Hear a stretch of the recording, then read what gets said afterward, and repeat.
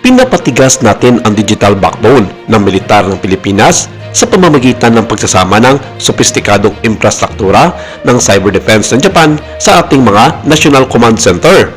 Ang madiskarteng kalasag na ito ay sumasalungat sa mga hindi nakikitang mga pagsalakay na sinisiguro ang mga taktikal na komunikasyon laban sa mataas na antas na paniniktik ng bansang China sa ating soberanya sa pamamagitan ng pag-embed ng advanced Japanese encryption at real-time na pagsubaybay. Pinalalakas ng ating sandatan lakas ng Pilipinas ang soberanya sa dagat laban sa mga umusbong na banta ng electronic warfare. Habang ang mga pisikal na hangganan ay binabantayan ng mga barko at sundalo, isang tahimik na digmaan ang ginagawa para sa digital backbone ng militar ng Pilipinas. Idineploy na ngayon ng Japan ang pinaka-sopistikadong infrastruktura ng cyber defense nito sa mga command center ng Manila para in-neutralize ang high-level na espionage ng bansang China.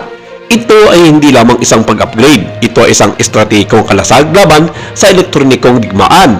Ano ang mangyayari kapag ang pinaka-advance sa pag-encrypt sa mundo ay nakakatugon sa mga frontline ng maritime na soberanya? Pinapatigas ng Pilipinas ang mga pambansang komunikasyon nito gamit ang elite cyberspace technology ng Japan upang ihinto ang mga hindi nakikitang mga pagsalakay bago sila magsimula. Tuklasin kung paano sinesecure ng bagong digital na kuta na ito ang mga taktikal na data at muling tinutukoy ang seguridad ng rehiyon sa modernong panahon.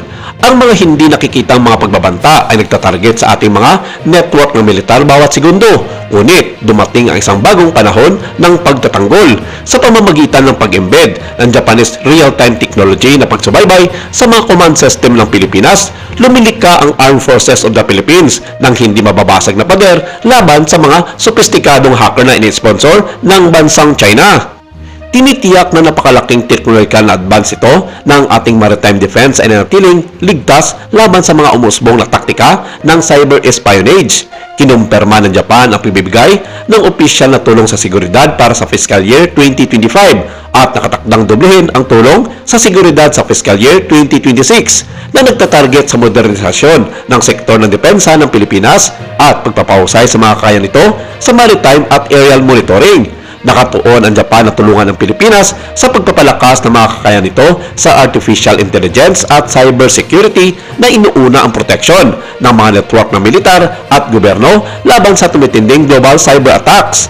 Sa ilalim ng balangkas ng OSA, ang Japan ay nagbibigay ng suporta sa infrastruktura na kinabibilangan ng pagpapahusay ng mga kagamitan sa komunikasyon, pagsasanay sa pakikidigma sa electronic warfare at ang mga network na nagbabahagi ng mga impormasyon. Noong January 2026, inaprubahan ng Pilipinas at ng Japan ang isang grant aid package na nagkakalaga ng humigit kumulang 612 million pesos para magtatag ng wireless backbone network sa Basilan, Sulu at Tawi-Tawi o tinatawag na Basulta upang suportahan ang secure na komunikasyon sa mga lugar na iyon.